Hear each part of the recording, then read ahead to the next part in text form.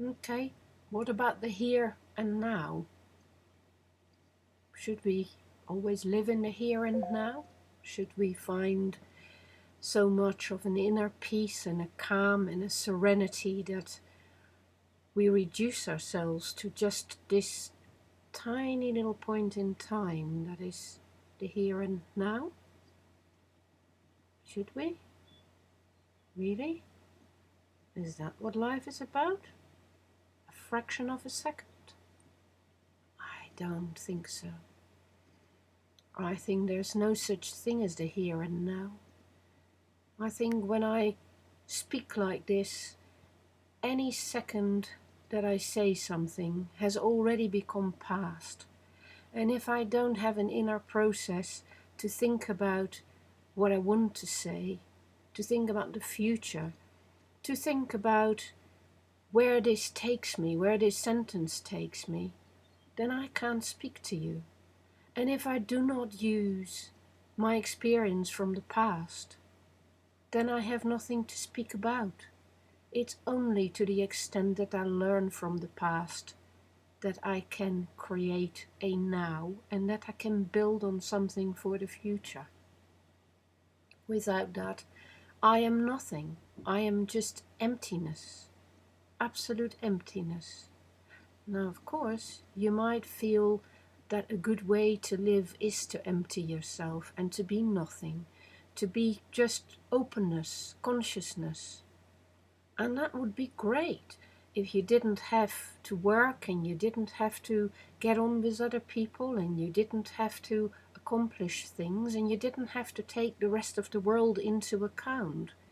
But the reality is that when I'm here, I need to think about where I come from and where I'm going, and I need to think about what is happening elsewhere than here. Of course, I need to take into account other people. I need to take into account the things that I cannot see, the things that I cannot know. I need to take into account uncertainty and not just stick with the tiny fraction of consciousness that is me. Constantly trying to actually expand your consciousness, make it more, not less.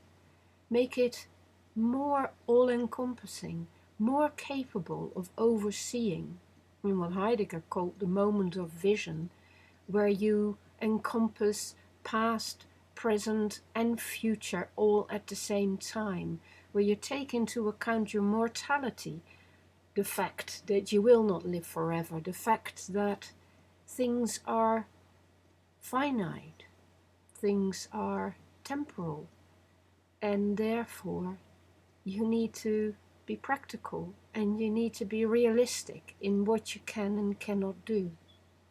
If I make myself just narrow my consciousness down to the simple focus of the here and now, I can learn a lot. I can learn to pay attention. And it's a good thing to be able to do that, in the same way in which it's a good thing for my eyes to be able to focus very closely on one detail. But I cannot live just focusing on one detail. My eyes are wonderful because they can both focus on the detail and then unfocus again and open up to a wider perspective. And this is just it. Human beings are flexible. They can use the past, the present and the future. They can focus on themselves and other people. They can see an even wider context, a wider cultural context, even a planetary context. It is our capacity to focus, unfocus, and change our point of view, have different perspectives, different points of view. That is what makes us human.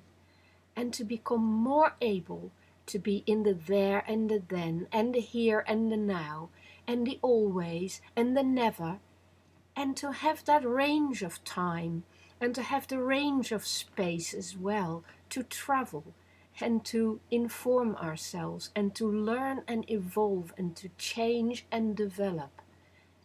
All of that is just as important as being in the moment. So by all means, learn to be conscious and to be fully aware. It's a bloody good thing to be able to do that. But then use your awareness and be realistic about the variety of experiences and the immensity of the different challenges that are available to you. And don't turn them down. Don't make yourself smaller. Make yourself larger and more able to be open and varied and closed when you need to as well.